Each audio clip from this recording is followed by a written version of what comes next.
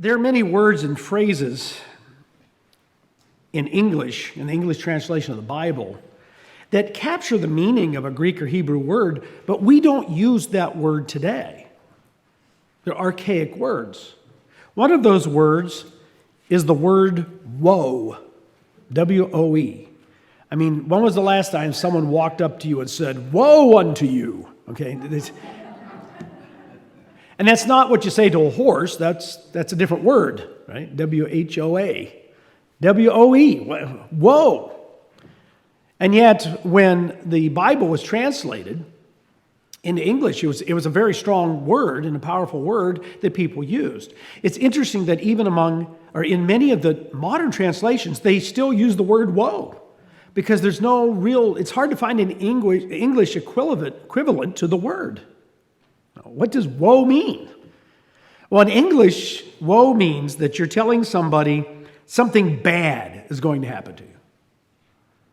You're going to have trouble, you're going to have heartache, you're going to have great sorrow. And that's similar to what it means in Greek and Hebrew. Although in Greek and Hebrew, it is really a strong word because it means a denunciation. In other words, you're doing something wrong, and because you're doing something wrong, great sorrow and trouble is going to come upon you. So when someone said woe to somebody, it is a strong, sort of a slap in the face. You are wrong, and bad things are going to happen because you are wrong. It's a very strong word. Let's look at a couple places it's used in the Old Testament. Let's go to Isaiah 45. Isaiah 45.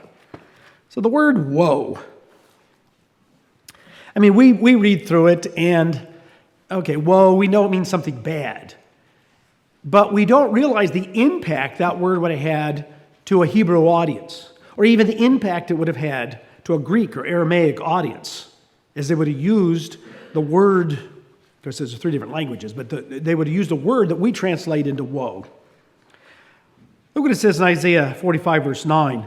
Woe to him who strives with his maker.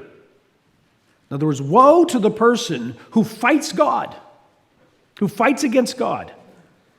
Let the potsherds strive with the potsherds of the earth. That's a fascinating statement. You know, all we are is little pieces of pottery.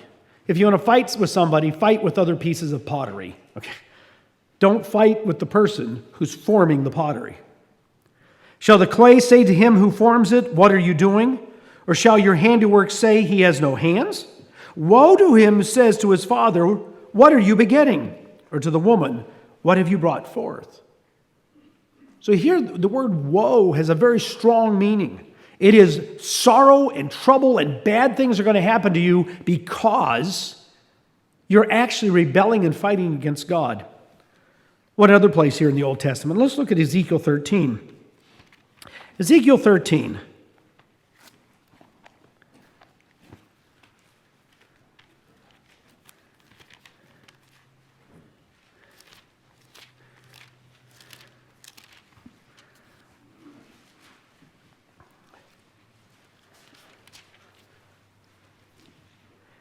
Thus says the Lord God, this is verse 3, thus says the Lord God, woe to the foolish prophets who follow their own spirit and have seen nothing.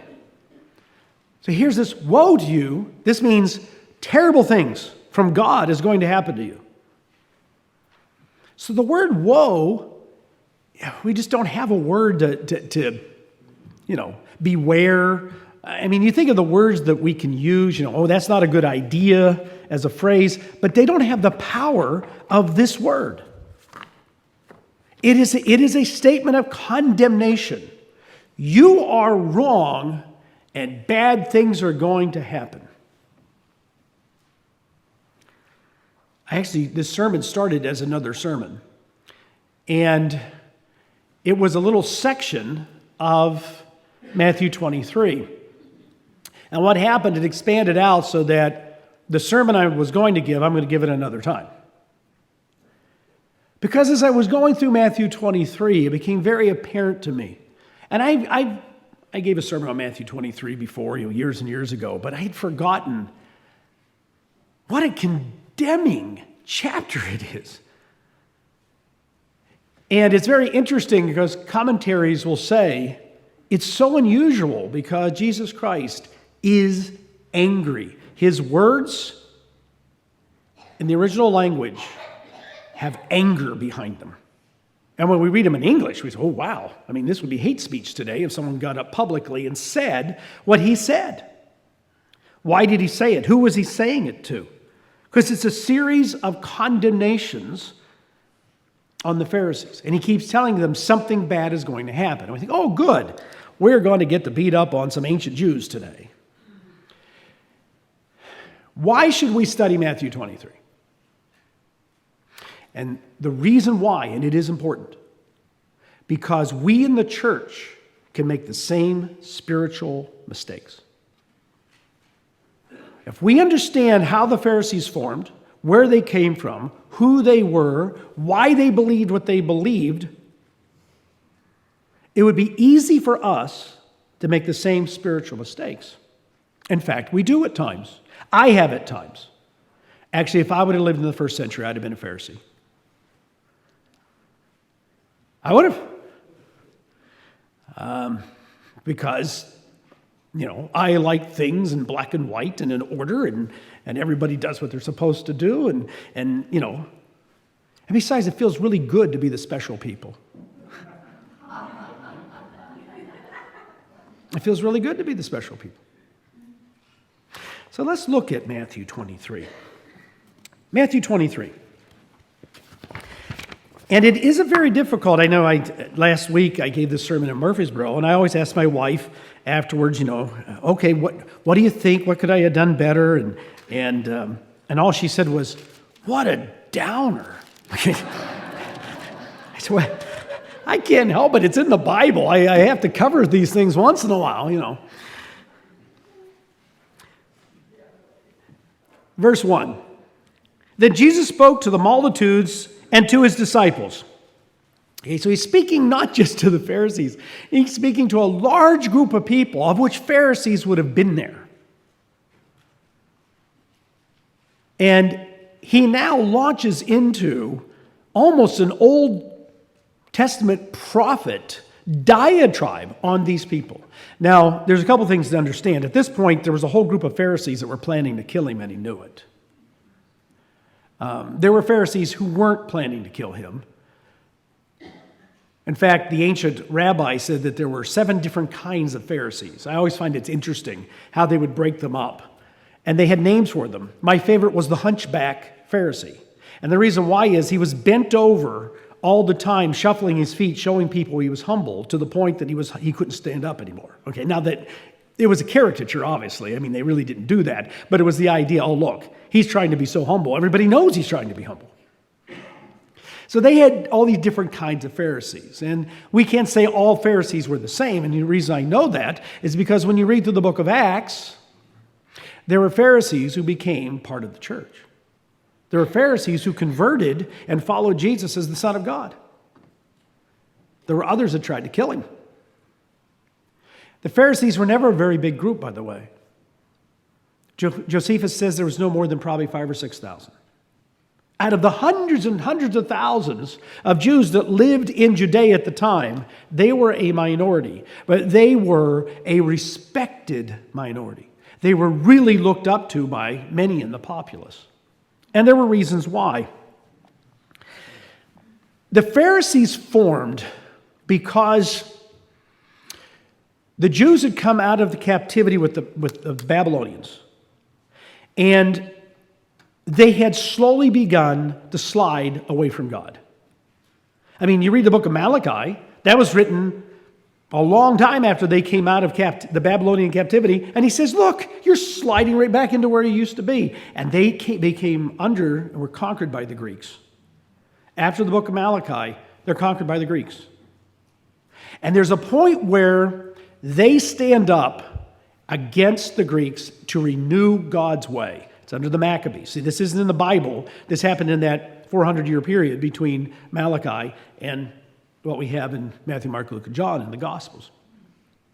And they rise up, and with God's help, they overthrow the Greeks, and they reestablish the religion.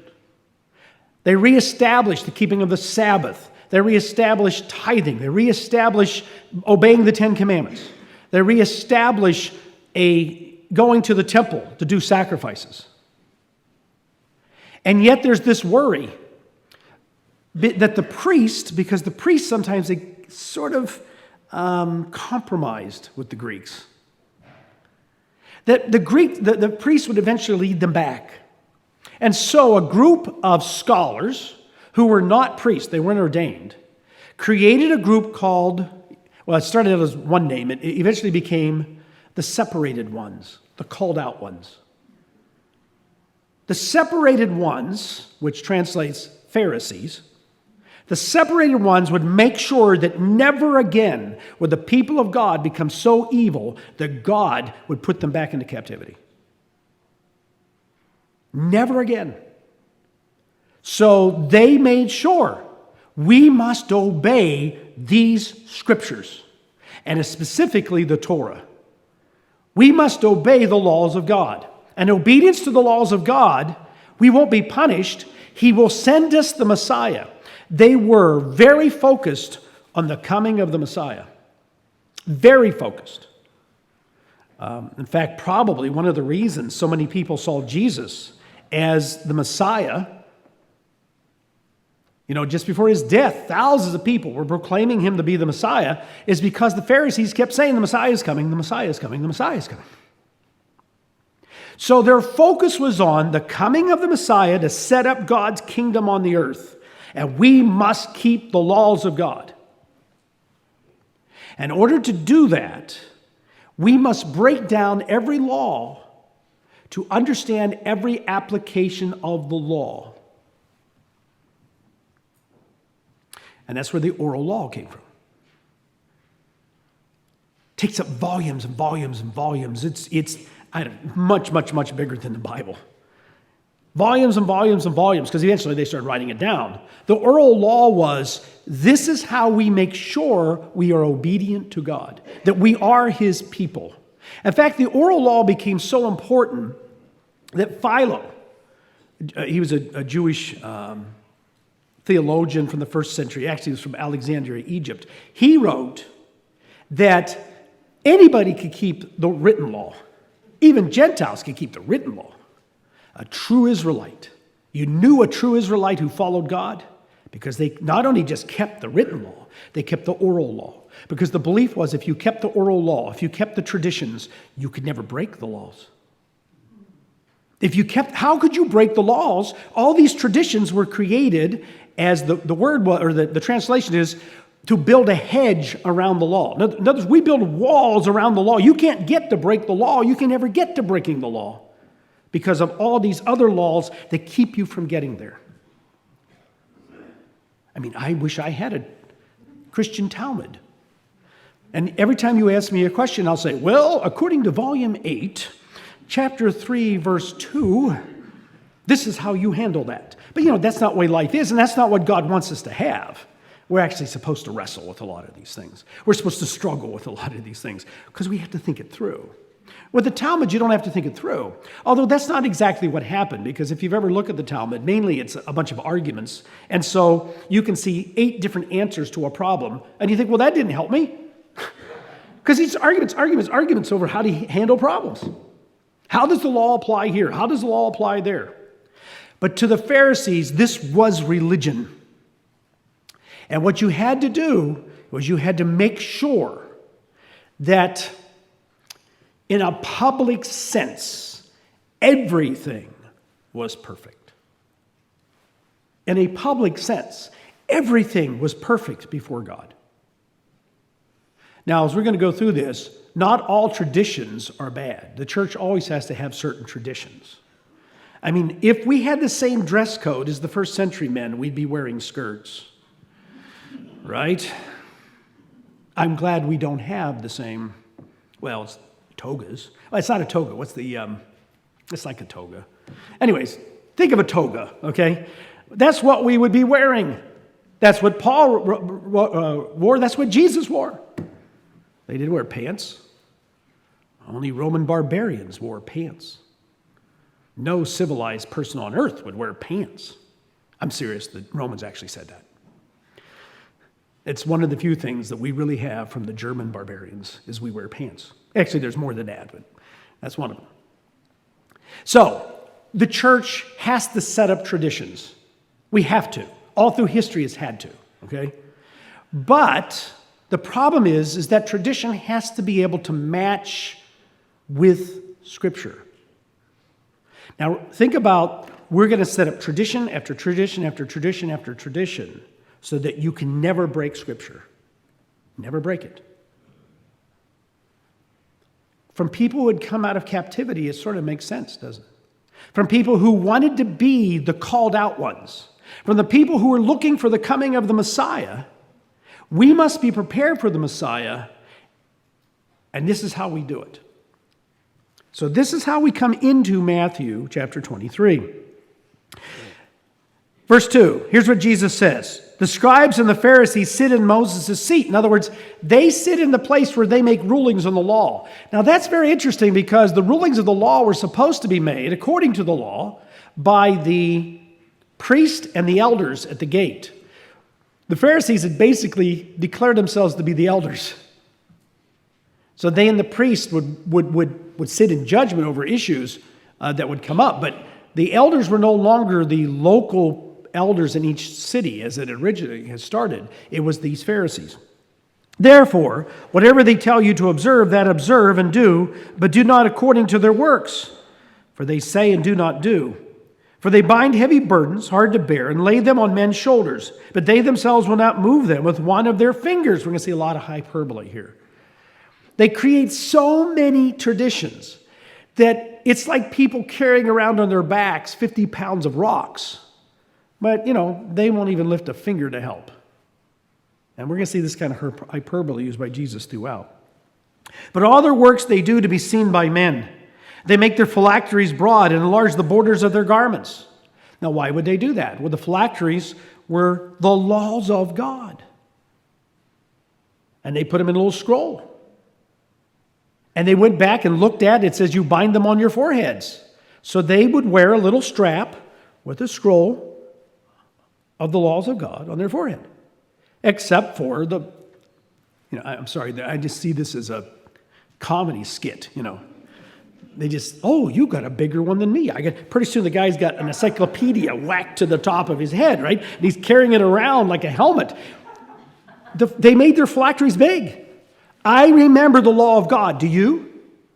Do you remember? Do you understand the law of God, the teachings of God, the ways of God like I do? And you can tell I do because it's strapped to the top of my head. The phylacteries had to do with tassels on the bottom of their garments. They would wear tassels because it says as a reminder of the law. We don't wear tassels and phylacteries today because they remind us of the law. We know the law. We should, because it's written in our hearts and minds. That's what the new covenant says. It's not we've given up the law. If we still have to tie them to our heads and wear them on our clothes, we're really missing something. But they saw those laws. The new covenant wasn't given yet. They were supposed to wear tassels. But they wore big tassels. Bigger than anybody else's. Because they wanted everybody to see. We know what we're doing.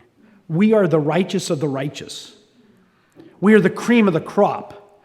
All you Jews may be God's chosen people, but we're the very elect of the very elect. We're the special ones. So you need to learn from us. Now, there were lots of rabbis who were trained elders who didn't take that. He doesn't attack all of them, but he is specifically hitting the Pharisees here because of their attitude. They love the best places in the seats, or at the feast, and the best seats in the synagogue, and greetings in the marketplaces, said to be called by man, Rabbi, Rabbi. But you do not be called Rabbi, for one is your teacher, the Christ, and you are all brethren. Do not call anyone on earth your father, for one is your Father, and he is who is in heaven. Do not be called teachers, for one is your teacher, the Christ. For he who is greatest among you shall be your servant, and whoever exalts himself will be humbled, and he who humbles himself will be exalted. Here he summarizes the problem. It wasn't that they weren't supposed to teach. It wasn't supposed that they weren't supposed to be leaders. There's a whole system of teachers and leaders in the law. And especially has to do with the priests. The priests obviously weren't doing their jobs. But what you have here is an attitude of superiority. An absolute attitude of superiority. And they showed it. And everybody saw them and looked up to them. Not everybody, but they were very much looked up to in Jewish society. It's easy to look up to a Pharisee. They seem to have it right. They know the answers. They know the scriptures. Understand, a Pharisee isn't someone who doesn't know the scriptures. The Pharisees knew the scriptures. In fact, the Pharisees told everybody, we know it better than the priests. And we know more about the coming Messiah than the priests. And in some ways they did. In some ways they did have a good understanding of certain parts of the scriptures. In some ways they did have a very profound understanding of prophetic messages about the Messiah. So it's easy for us to say, well, I would know a Pharisee if I saw one. Would we? So, why would we look at this? Because we're going to start into these woes. We look at it because we have to be careful we don't fall into the same trap because what of God has given to us. I mean, let's face it. I believe God has given us, and none of us here are scholars, I'm not. God has given us special knowledge and understanding other people don't have. How do we respond to that? How do we look at ourselves because of that? God has given us, that new grace booklet, that I've read like the first 50 pages. And, it's really, that first 50 pages is outstanding. Because grace is, yes, God's forgiveness, and it is God's pardon that he gives us. I gave a sermon on this a while back. It is God's pardon, but it's actually more than that. It is more than that. And as I always say, if you understand God's grace, take a deep breath. That was the grace of God. Because if he says you don't breathe anymore, you don't breathe anymore. And when we understand that, we see that the law was an act of grace. That's why Paul says, I wouldn't have known not to covet, except the law told me not to covet. I wouldn't have known that. It's an act of gift. It's a gift from God. Anyways, I don't want to get into that. Let's start through the woes here. Okay? We must always remember anything we have is because God's given it to us. Everything we are is because God is working with us.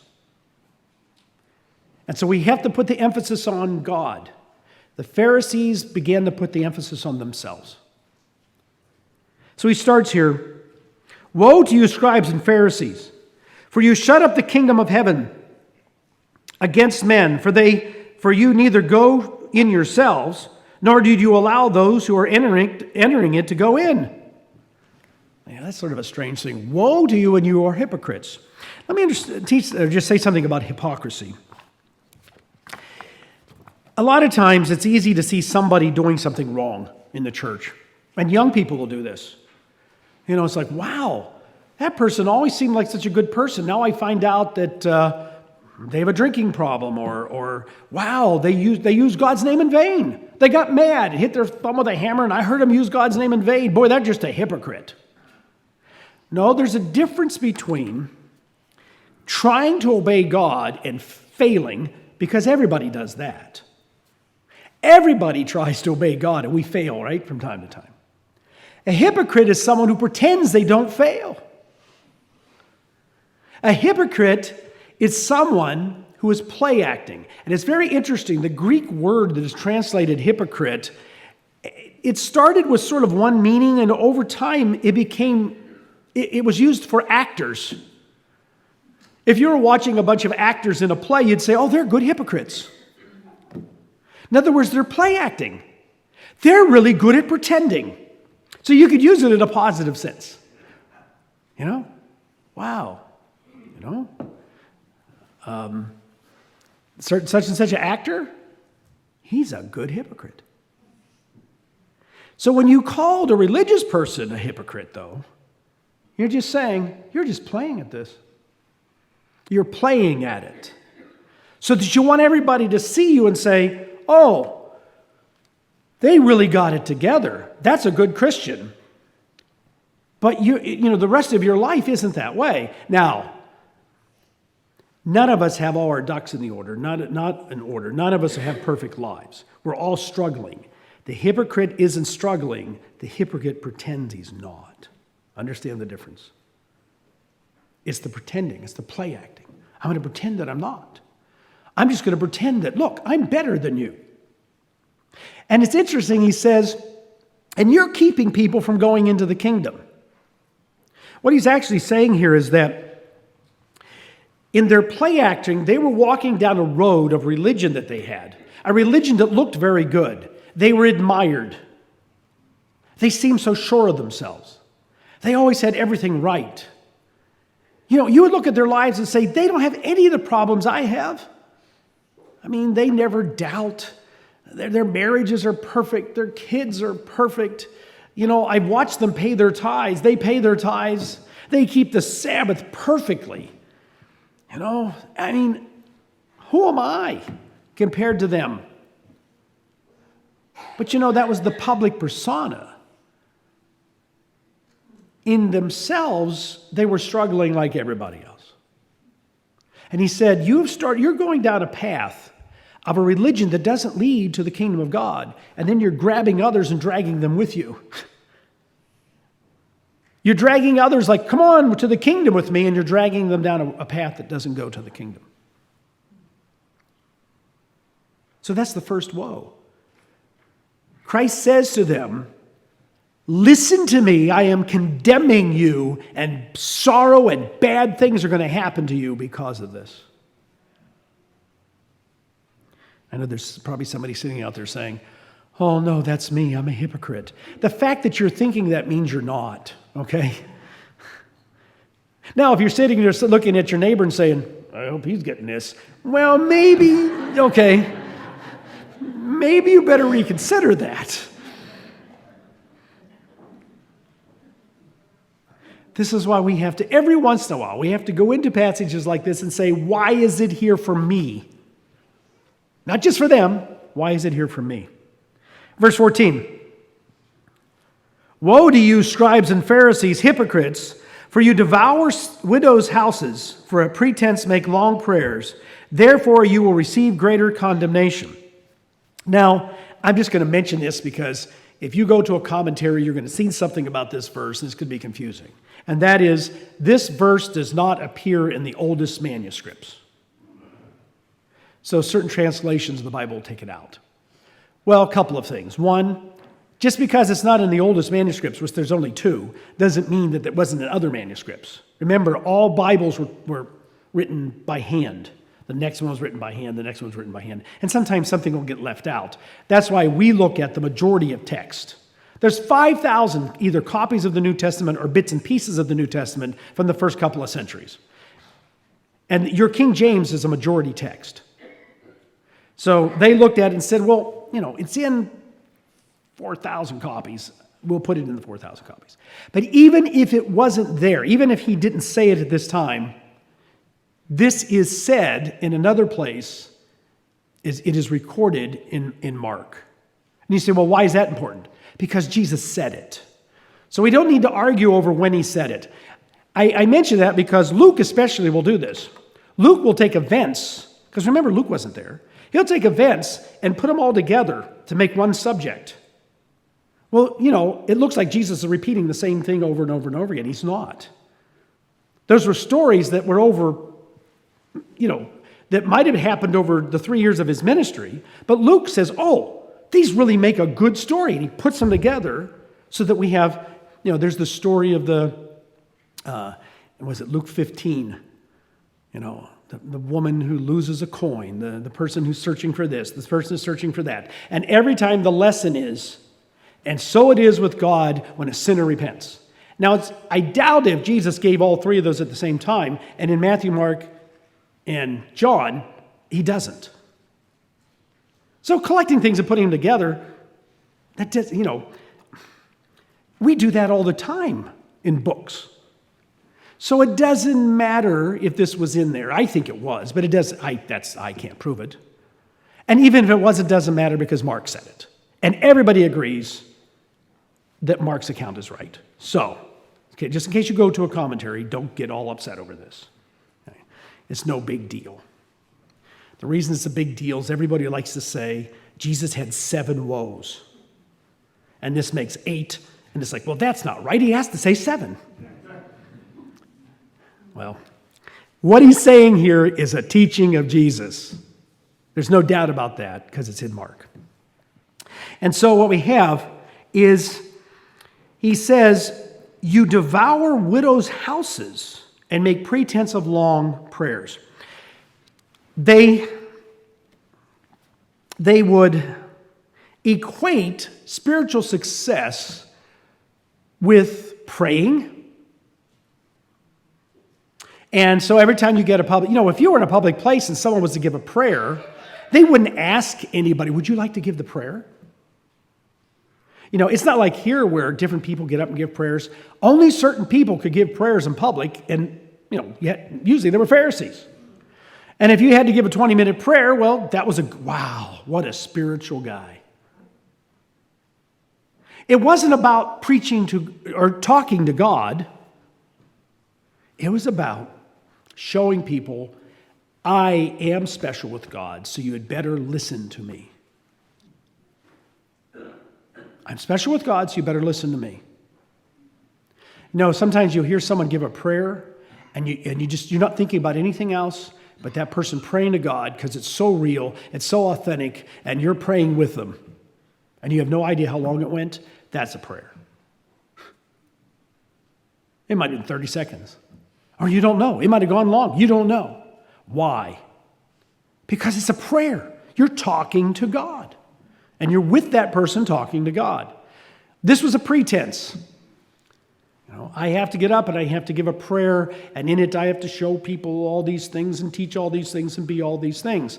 So in all that pretense, there was something else that happened. They had a sense of entitlement. Because I am special, I can, and it says they devour widows' houses. Well, I am entitled to use monies in a way that other people are not. I'm entitled to live at a level that other people aren't.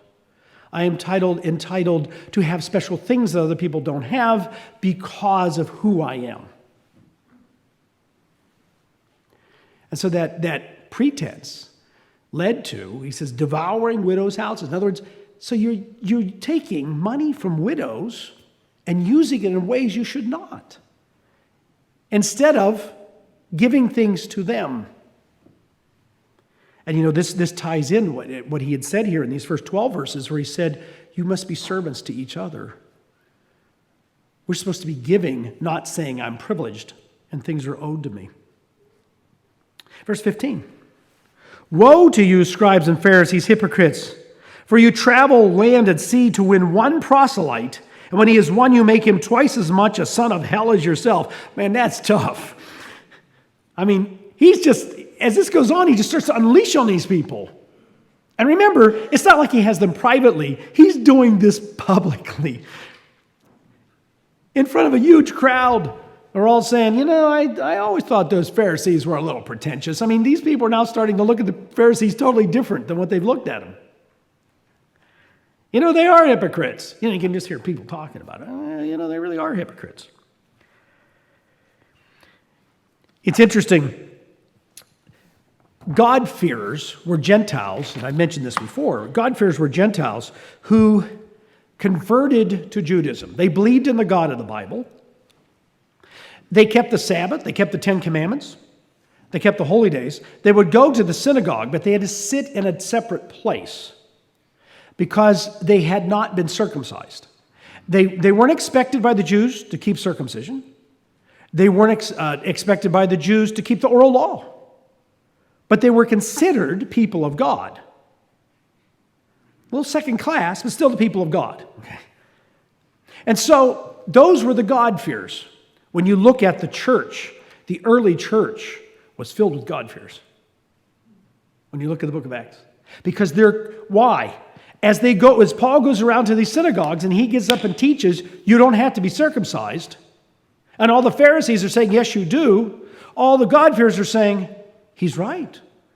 We've been accepted by God for years and haven't been circumcised, but we have to be circumcised in the heart. Tell us about this baptism.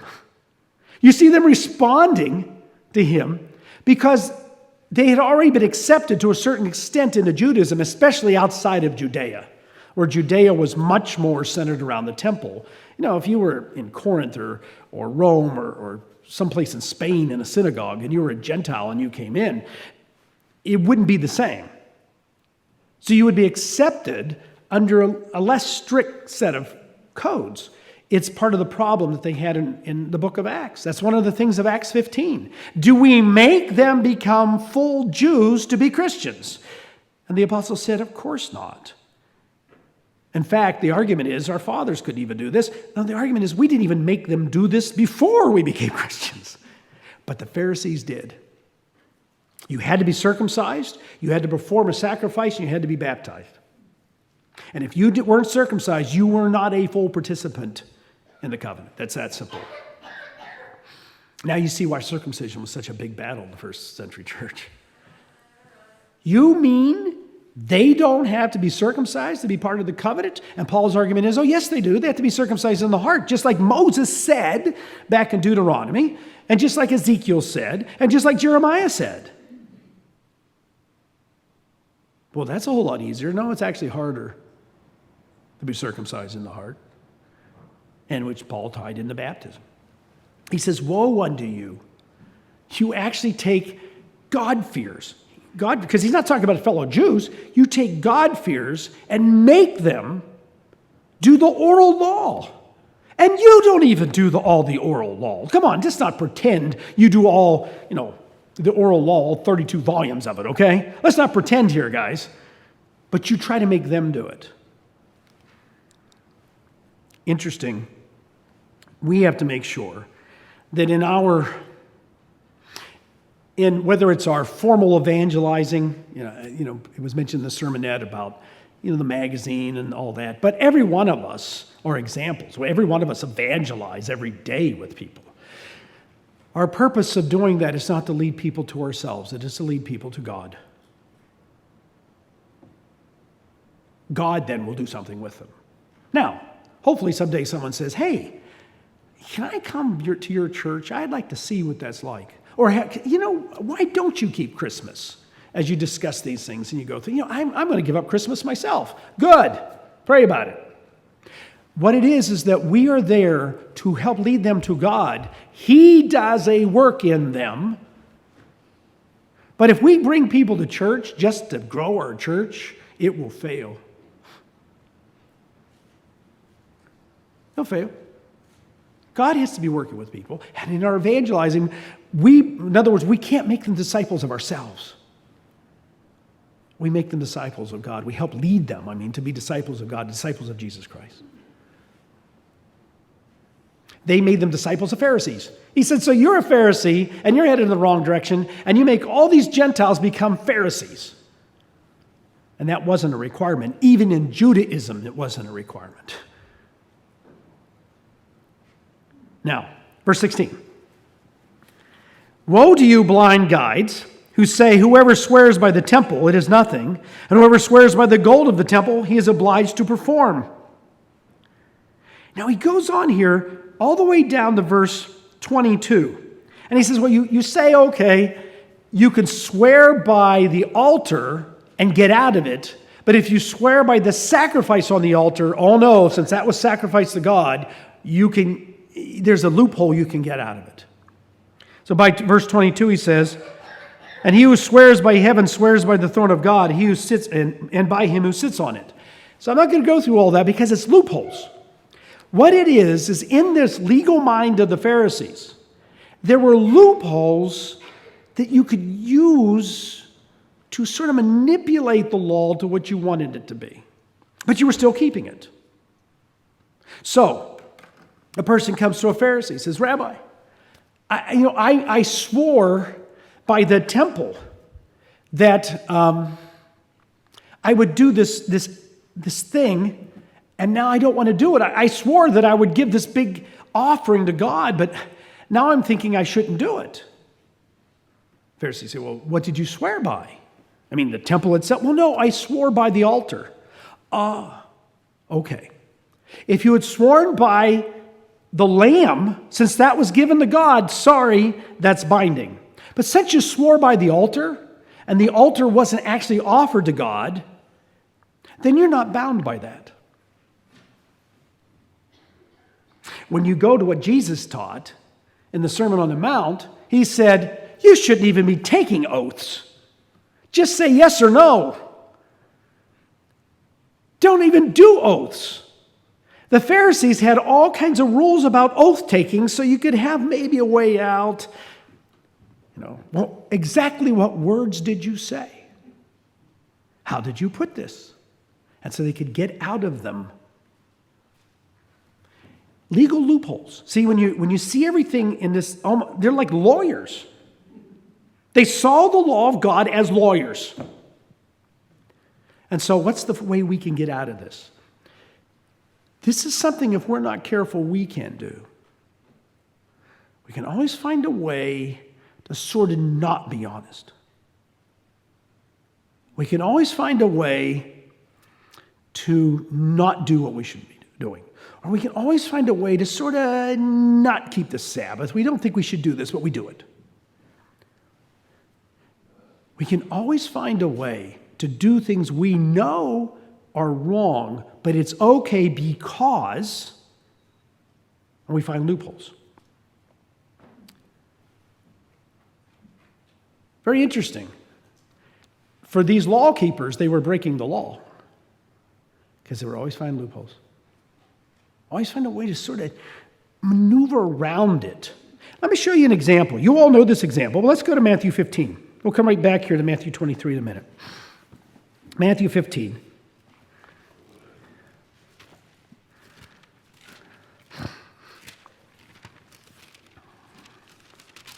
You know the Corban vow. But let's read through this, thinking about what he said to them. Verse 1, then the scribes and Pharisees who were from Jerusalem came to Jesus saying, why do your disciples transgress the tradition of the elders? For they do not wash their hands when they eat bread. They are not talking here about the Torah. The tradition of the elders is a very specific term. Basically, it means the oral law. The law is designed to keep us from breaking the laws. What was this law? It had nothing to do with germs. There was no scientific concept of germs. It had to do with what does it mean to be a priest. Now remember, the Pharisees aren't priests. So there's always competition between them and the priest. Who really is in charge here? Okay. So the Pharisees taught every man was his own priest. It's interesting because it's the same argument Martin Luther had to do when he left Catholicism. Since the priest had all the power, he said, no, every man is his own priest. It's an argument he used to break the back of Catholic Church. Here you have a group of people say, no, every man is his own priest. In his own home, he is his own priest. Now, he couldn't go into the temple, but that meant when the priests sacrificed certain animals, they ate of those animals. Now, certain sacrifices actually was food for the Levites, for the priests. And they had to go through washings and ceremonies before they did the sacrifice, and then they were ceremonially clean and they could eat the food. They washed their hands before they ate because they were showing that they were a priest before God. Now that you say, well, that's strange. Actually, it's not, because back in Exodus, he told them, I will make you a nation of priests. Okay? See, the Pharisees they were using the Bible to get to where they were. We are a nation of priests. They're special priests, the Levites. They didn't say that the average person could go into the temple and do sacrifices. That was their job. But all of us are priests too. He said he made us a nation of priests. Okay? Therefore, you should do special washings to be ceremonially clean before you eat your meal with your family. And so they were, they must have been out someplace, and there were lots of people there, and food was being served, and the Pharisees were going through their washings, and here comes these bunch of guys, one of them is a tax collector, a bunch of them are fishermen, rough fishermen, and they come in with Jesus, right? These are the disciples, and they all sit down, and they're just eating their grub, And it's like, whoa, they don't act like priests. The Gentiles will look at them and say, well, man, these are a bunch of uncouth guys. The other Jews will look at them and say, well, why is Jesus' disciples special? They don't go through the special washings that the Pharisees teach us. So when they confront him with this, it's a big thing. And here how Jesus responds. It's not at all what they think he's going to say. Okay, why do you also transgress the commandment of God because of your tradition? Okay, you want to talk about transgressing God's law? Let me talk to you about your problems. For God commanded, saying, honor your father and your mother, and he who curses father or mother, let him be put to death.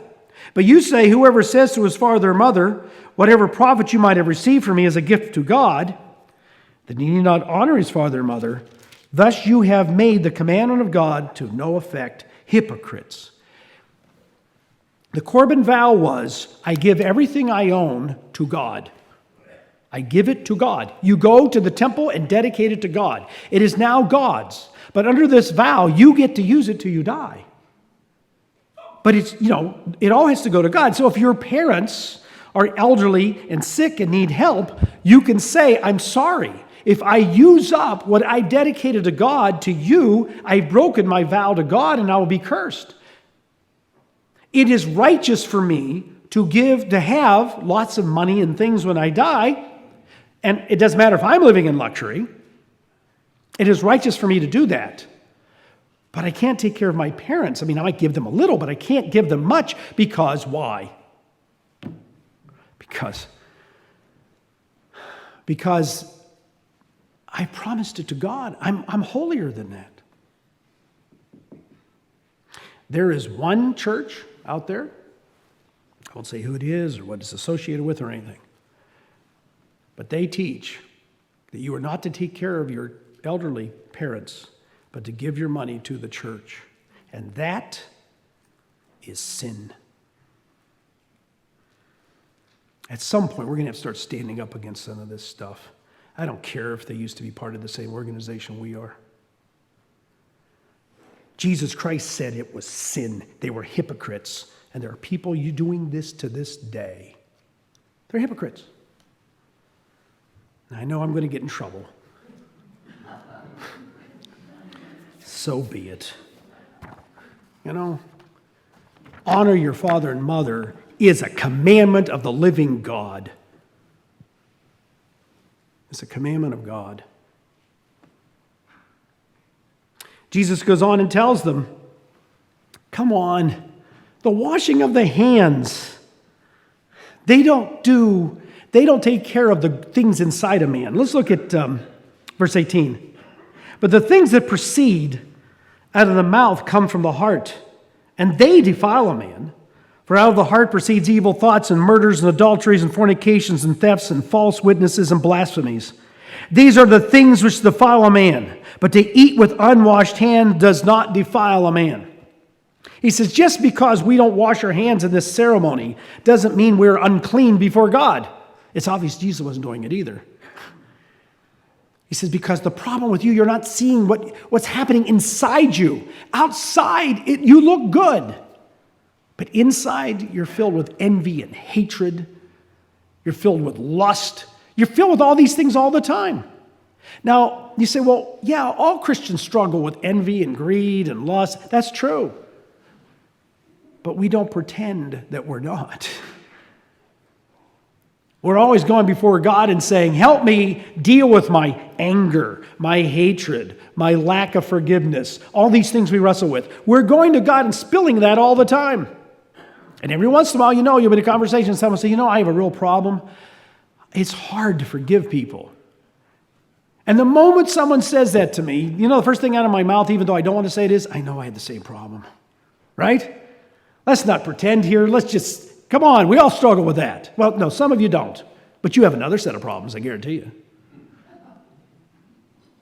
The point is, we can't pretend. We're always going before God and saying, God, I got a long ways to go here. Please be with me. Verse 23, getting down here to the last couple here. Woe to you, scribes and Pharisees, hypocrites, for you pay tithe of mint and anise and cumin, and have neglected the weightier matters of the law, justice and mercy and faith. These you ought to have done without leaving the others undone. In other words, they're being very strict, and he says you should tithe. He's not doing away with tithing. But I don't know about you. My wife grows mint. I've never seen mint grown in huge fields. I suppose it is. There wasn't some mint business that we know of going on in Israel at the time. It wasn't a cash crop. I mean, if you grow mint, you have a mint bush or whatever it is, because he goes and picks them off, and we never have that many. So, okay, we got 20 little leaves to make tea out of or something. I take 2 of them, put them in an envelope, and send it to, the home office. No, I don't. The point he's making is, you're supposed to tithe, but you don't get justice, mercy, and faith, and that's the other sermon. So we're not going to cover that, okay? That's the sermon I started to give and prepare. Justice, mercy, and faith. Because he's going to explain how to use the law. It's not like he's doing away with it. He's explaining, justice has to do with law, by the way. It is a law word. So justice, mercy, and faith, they were missing that. And so we will get into that sometime here in the next few weeks.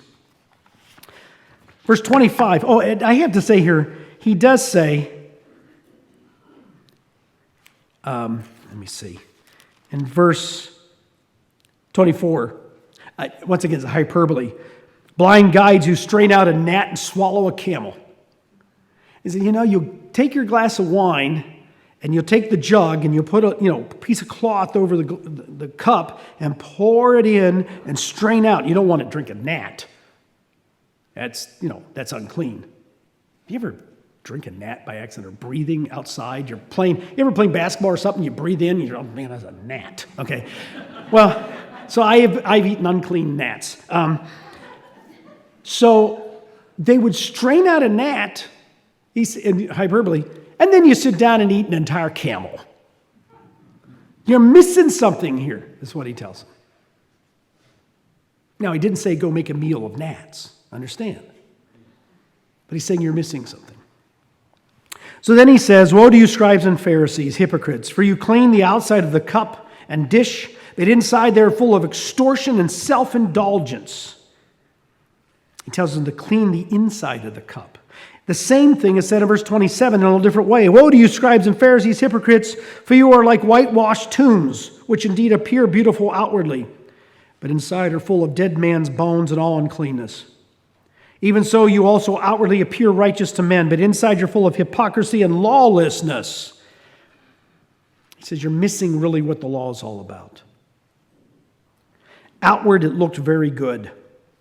The whitewashing of sepulchres, there are some, possibly they did this during the Passover time, when in any time people would come in, pilgrims would come in. You didn't want to step on a grave or touch a dead body or anything like that, because you'd be ceremonially unclean. So they would actually take and whitewash every tombstone and every sepulcher around Jerusalem during that time period.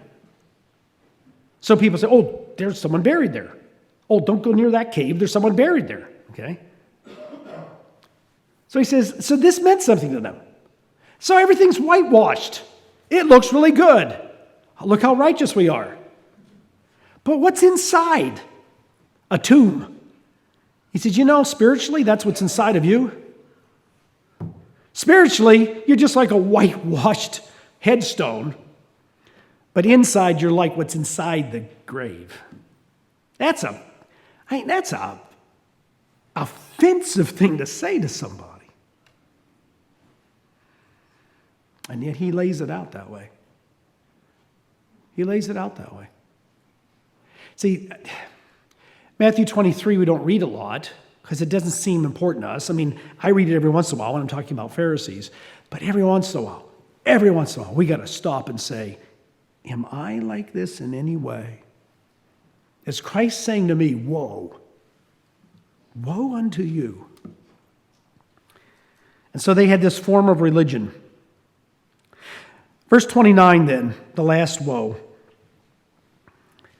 Woe to you, scribes and Pharisees, hypocrites, because you build on the tombs of the prophets and adorn the monuments of the righteous.